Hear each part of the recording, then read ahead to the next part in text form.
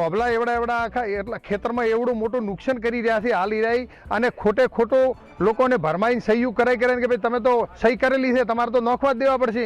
લોકોના બટાકા ઊભા છે, ઊભા બટાકા ઊભા ધોનમાં ભાજી અને ધોબલા નોખવાનું કામ ચાલુ કર્યું છે. નથી કોઈ વળતરનો ઠકાણો, મૌખિક કહે છે કે 10 લાખ હાલશે 20 લાખ હાલશે, કોઈ લેખિત કોઈ હાલતા નથી. અને એ ખેડૂતોને મોટા મોટું નુકસાન છે. પહેલું વળતર કેટલું આપશે નક્કી કરી અને પછી જ ખેડૂતોના ખેતરમાં પ્રવેશ કરે એવી એ સરકારને વિનંતી છે.